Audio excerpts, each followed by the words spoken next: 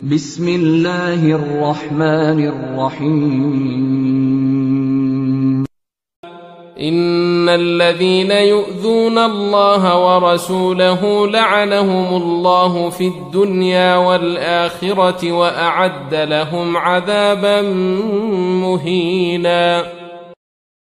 वल्लज़ीन युअ्ज़ूना अल-मुअ्मिनीना वल-मुअ्मिनाति बिग़ैरि मक्तसबू फ़क़द इह्तमलू बुहतानन व इस्मन मुबीना। अस्सलामु अलैकुम वरहमतुल्लाहि वबरकातुहू।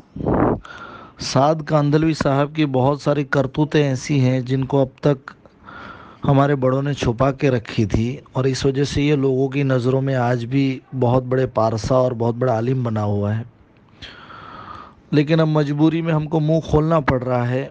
साद साहब की गंदगियों के अंदर से एक गंदगी और एक जलालत और एक जलील तरीन हरकत ये है कि मुल्क भर की मस्तूरात जहाँ पे मरकज़ निज़ामुद्दीन पे जमा होती थी, जहाँ पे अगर किसी की महरम औरत भी हो तो चिट्ठी के ज़रिए से पर्चा भेजा जा सकता था, डायरेक्ट वो वहाँ नहीं जा सकता था। उस जगह पे साद कांदलवी ख़ुद पहुँचता था। कौन सी शरीयत इस आदमी को इजाज़त देती है? और बदतरीन और बुरी और उससे भी कमी गिरी हुई बात यह है कि वहाँ पे खिदमत में कुछ औरतें थीं, वो चादर हटाती थी, पर्दा हटाती थी कि हज़रत जी की ज़ियारत कर लो।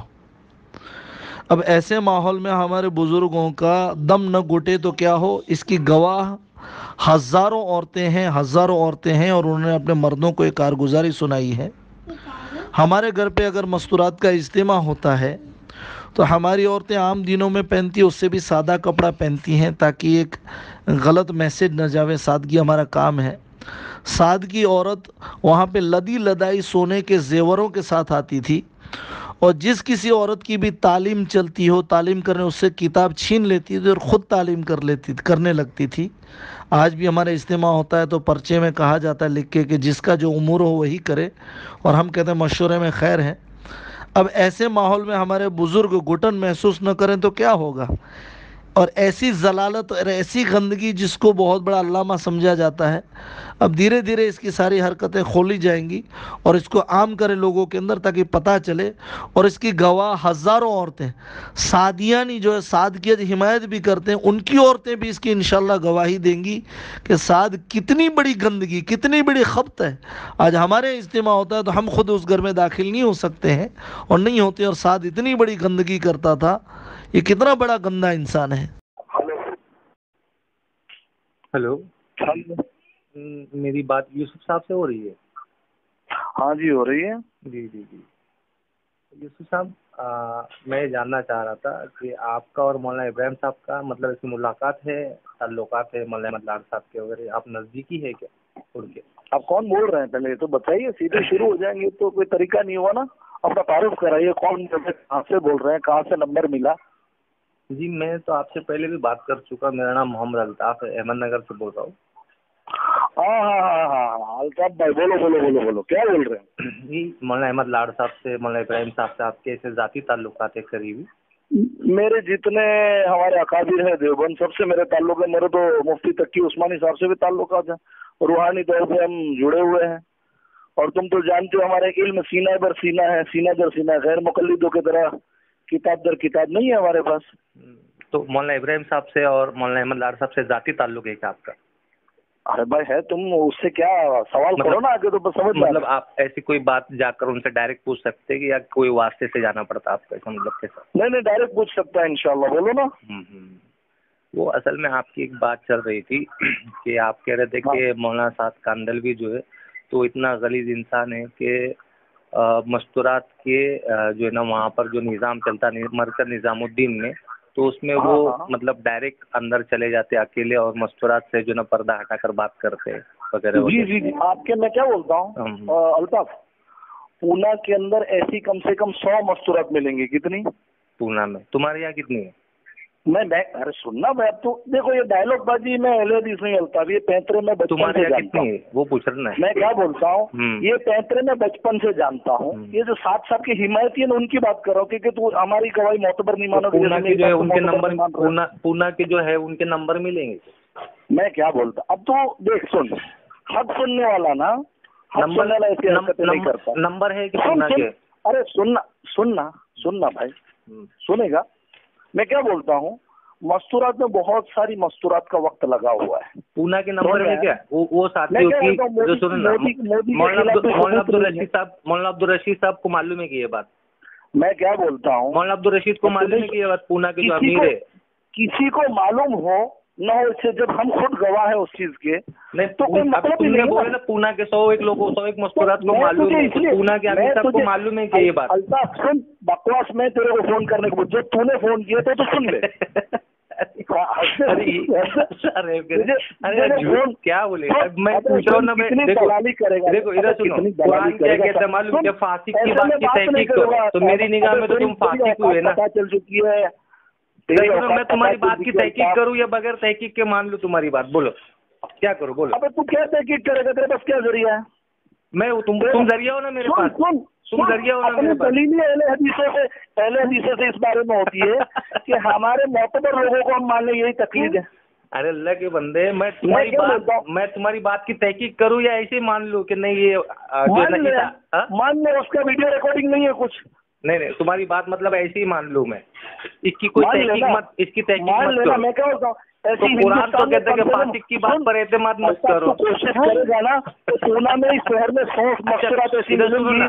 कुरान के अंदर अल्लाह तबारक व तआला का, सुनो ना, कुरान के अंदर अल्लाह तबारक व तआला जो है ना, कल कयामत के रोज जो लोग इल्जाम लगाएंगे उनसे सबूत मांगेगा, तो ये अल्लाह तबारक व तआला का इंसाफ रहेगा क्या गलत रहेगा? अरे अल्ताफ, इंशाल्लाह जो सवाल करेगा उसका सबूत भी मौजूद होगा अल्लाह के पास। दो ना, तो पूना के साथी का नंबर दो, पूना के साथी का नंबर दो ना, 100 साथियों का नंबर दो पूना के।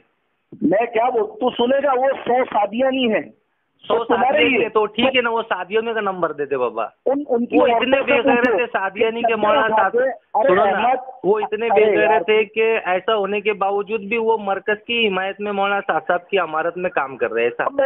धर्म गुरु लोग कुछ भी करें, उनको तो पाक समझते हैं ना। और तबलीगियों को मालूम है इल्म के एतबार से कोरे होते, जाहिल होते बेचारे। अच्छा, मतलब वो जो वहाँ पर लगा रहे थे वो कोरे, तो तुमको कैसे मालूम चला? यानी शादियानी वो उधर मौलाना साहब की तरफ है और उनकी औरतों को मौलाना साहब बगैर मतलब हिजाब के देख रहे थे, ऐसा? ये तो सालों से चर्चे हैं तबलीग वालों ने, ऐसे ये सब थोड़ी हुआ है, ऐसी हजारों हरकतें साथ की है। एक काम करो ना, मैं बोलता हूँ लानतुल्लाहि अलल काज़िबीन, सुनो ना, कुरान सुन्नत के खिलाफ लानतुल्लाहि अलल काज़िबीन, लानतुल्लाहि अलल काज़िबीन। आमीन आमीन, तू भी आमीन कहते हैं। आमीन खत्म बात नहीं, इससे शुरू हुई। इधर सुनो ना, अभी तुम्हारे बड़ों को ये बात मालूम है कि मौलाना साद कांदलवी एक इस तरह का आदमी है, फिर भी वो ये कह रहे कि वो अगर हमारी शूरा को मान ले, मौलाना मैं देखा फारूक भाई बेंगलुरु रो रहे थे कि मौलाना साहब जो है ना अपने साथ में जो है तो और लोगों को शामिल कर ले, हम उनके हाथ जोड़ते। तो तुम ऐसे आदमी के साथ में काम करना चाहते हो क्या? यानी तुम इधर सुनो ना, तुम्हारे जो बड़े हैं वो ऐसे आदमी के साथ में काम करना चाहते हैं क्या जो इस तरह की हरकत करता है? बिल्कुल, वो तो खत में लिखा उन्होंने खत में लिखा है, तुम्हारे खत में लिखा के साथ मेरा भाई, ओ यूसुफ भाई तुम्हारे पागल खाना है क्या? अल्ताफ सुन तो सही, अरे खत में लिखी हुई चीज ज्यादा मजबूत होती है कि साथ तेरे बंगले पे मशकूक लोगों का आना जाना है। क्या ये मशकूक की बात नहीं, मस्तूरात की बात कर रही है ना अभी। अरे मशकूक लोग कौन है? इसको बोलते हैं, इसको क्या बोलते हैं मालूम? इधर सुनो, मौजू से भागना। इधर सुनो ना, तुमने जो बात कही ना, तुमने बात क्या कही, सुनो ओ यूसुफ भाई सुनो, तुमने क्या बात कही? तुमने बात कही कि मौलाना साहब जो है ना वो ऐसा गलीज, हाँ मौलाना धर्मगुरु साद कांदलवी एक ऐसा शख्स है कि हमारे बड़े इसलिए उसके साथ में वहाँ छेड़ दिए और उसकी गंदगियों को सामने लाने लग गए कि वो मस्तूरात के जहाँ हजारों मस्तूरात रहती या कई 100 मस्तूरात रहती, उनमें बगैर पर्दे के अंदर चला जाता था। तो हजारों हरकतें अल्ताफ तुझे मालूम तो सुनो ना, मैं क्या बोल रहा हूँ, तो तुम्हारे बड़े ऐसे शख्स के साथ में अमारत का हिस्सा तय करने के लिए तैयार है क्या? सुन और इतने दिन से इसका सुनना, मैं क्या बोल रहा, अरे मैं क्या बोल रहा, इसको क्या बोलेंगे, इसको मुदाहिनत बोलेंगे कि नहीं बोलेंगे? तुम्हारे जो बड़े इसको मुदाहिन बोलेंगे कि नहीं? शरीयत ऐसे शख्स के साथ में काम करने को बोलते नाउज़ुबिल्लाह। तो मतलब तुम लोग ऐसे आलमी शूरा के मेंबर हो कि अगर तुम्हारी शूरा मान लेते तो तुम ऐसे शख्स के साथ में भी काम करने तैयार हो जाते। निभाना पड़ा, सुन, 28 साल का था, चिल्ला भी नहीं लगा, कुछ मजबूरियाँ आती है। मैं क्या बोल रहा हूँ, चिल्ला जाने दे, मेरे भाई सुनना, मैं क्या बोल रहा हूँ, तो तुम्हारे बड़े इतने नीचे गिर गए क्या? इतने नीचे गिर गए कि इतने गरीब इंसान के साथ में काम करने तैयार हो गए? बकौल आपके। सवाल मैं क्या बोल रहा हूँ यूसुफ भाई, इधर सुनो, अभी सबसे पहले आपने एक भी एविडेंस पेश नहीं किया। आपने कहा कि पूना में 100 मस्तूरात है, सुनो ना, पूना में 100 मस्तूरात है, 100 मस्तूरात में से एक भी उनके महरम का आपने नंबर नहीं दिया, यानी आपने पूना की जो बात कही वो झूठ कही, बरोबर? मैंने कहा हलीमा से पूरा एक भी आदमी का हलीमा का मामला मौलाना रशीद को मालूम है कि पूना के जो अमीर है हमारे मौलाना यासिन मैं क्या बोल रहा हूँ, सुनो ना, अरे मेरे भाई सुनना, मैं क्या बोल रहा हूँ, मौलाना अहमद लाड साहब को क्रॉस लाइन पर ले लेना।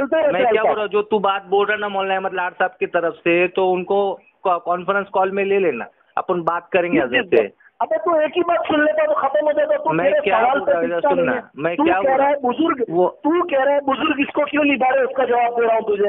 ऐसे गंदे आदमी क्यों निभा रहे, उसका जवाब ले ले, जवाब ले ले। ये रायगढ़ के जिम्मेदार पापा मालूम है अभी भी हयात है, वो जाने दे, पहले ये बोलिए बुजुर्ग क्यों निभा रही, ये बोल। अजीज बाबा को मालूम है कि ये बात मौलाना साहब ऐसा जाते थे करके? अरे अब्दुल अजीज बाबा रायगढ़ के जो है, अब्दुल अजीज बाबा को मालूम है कि ये बात, मेरे को ये बोल।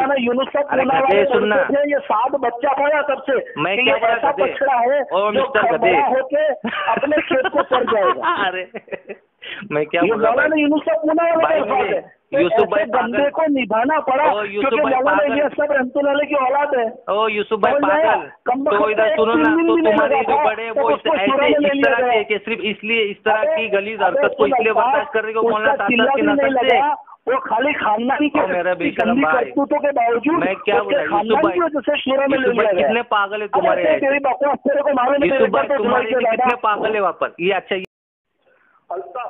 तू फोन काट रहा भगोड़े, भगोड़े क्यों फोन काट रहा, झूठे मक्कार कज्जाब दज्जाल, सारे शूरा के अंदर तुम्हारे सारे ऐसे भरे हुए क्या?